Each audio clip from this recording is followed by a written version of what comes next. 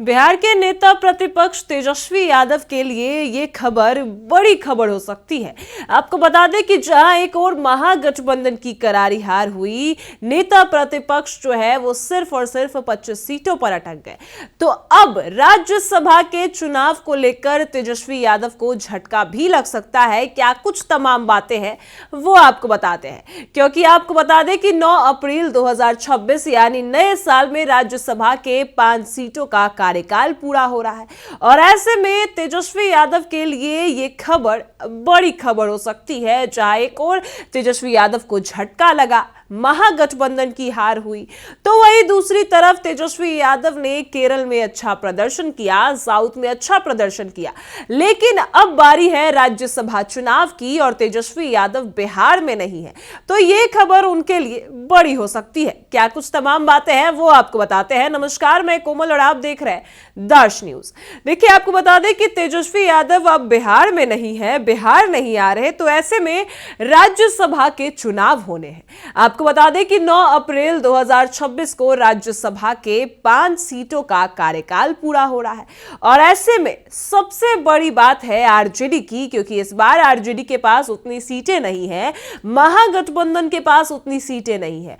और यह बड़ी बात है कि उनके दो जो नेता है, उनके दो जो सांसद है, उनका सीट भी खाली हो रहा है। आपको बता दें कि जो राज्यसभा की 5 सीटें खाली हो रही है, उसमें 2 सीट आरजेडी की भी है।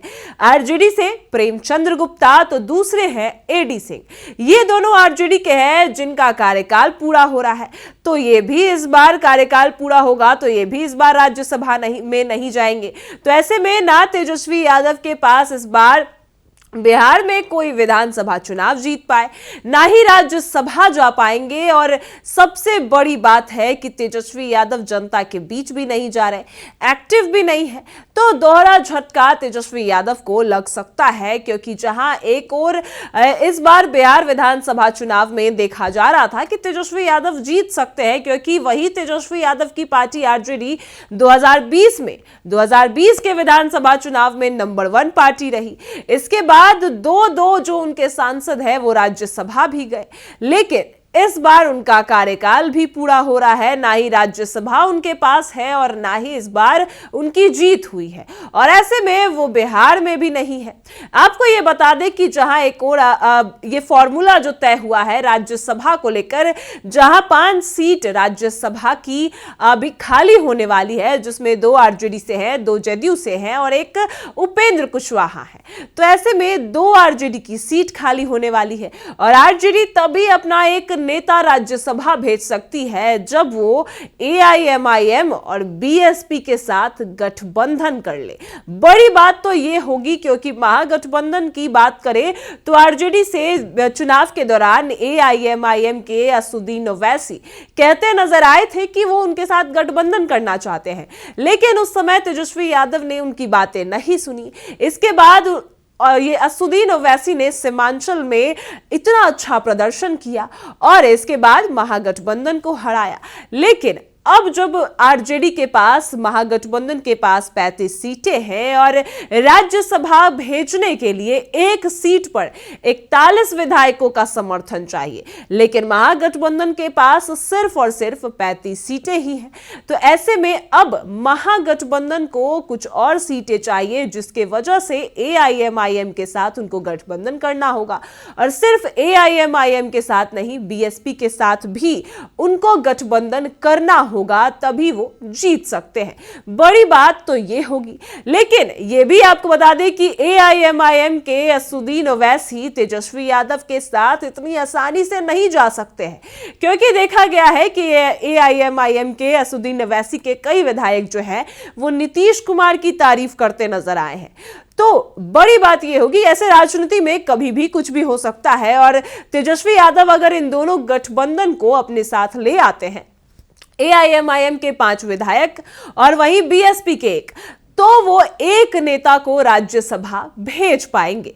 लेकिन बड़ी जो दोहरा झटका तेजस्वी यादव को लग सकता है वो इन सारे बातों पर लग सकता है, क्योंकि राज्यसभा की 5 सीटें हैं जिसमें से 2 सीट आरजेडी के पास ही थी और आरजेडी के 2 नेताओं की जो कार्यकाल है वो इस बार पूरी हो रही है, जिसमें प्रेमचंद्र गुप्ता और एडी सिंह है। और अगर उनका कार्यकाल पूरा हो रहा है तो ये दोनों सीट भी खाली हो जाएगी, जिसमें इस बार 5 सीटों पर सिर्फ और सिर्फ एनडीए का दावा रहेगा, एनडीए के पास ही रहेगा। क्योंकि आपको बता दें कि एनडीए में अगर देखा जाए तो जदयू के पास 85 विधायक है तो उनके पास भी 2 सीट है।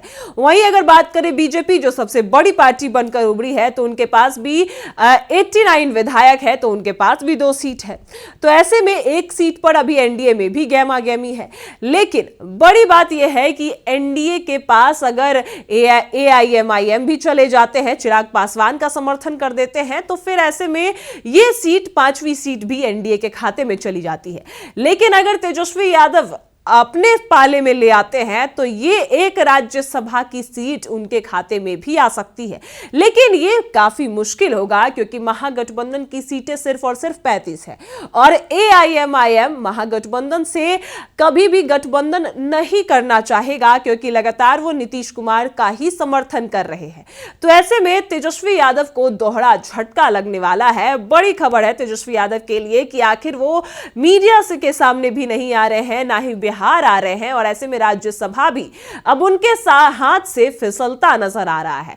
जहां एक और बिहार विधानसभा चुनाव उनके हाथ से निकल गया, इसके बाद अब राज्यसभा में उनको पकड़ बनानी चाहिए, तो उसमें भी अब तेजस्वी यादव पिछड़ते नजर आ रहे हैं। वो तेजस्वी यादव राज्यसभा के चुनाव के लिए भी सक्रिय नजर नहीं आए क्योंकि ये अब अगर उनके हाथ से चला गया तो बड़ी बात होगी। तेजस्वी यादव विपक्ष के नेता है लेकिन उनके मजबूत पकड़ पर भी सवाल खड़े होने लगेंगे। अब क्या कुछ तमाम बातें सामने आएंगी वो भी आपको बताएंगे। फिलहाल इस खबर में इतना ही। आप देख रहे हैं दर्श न्यूज।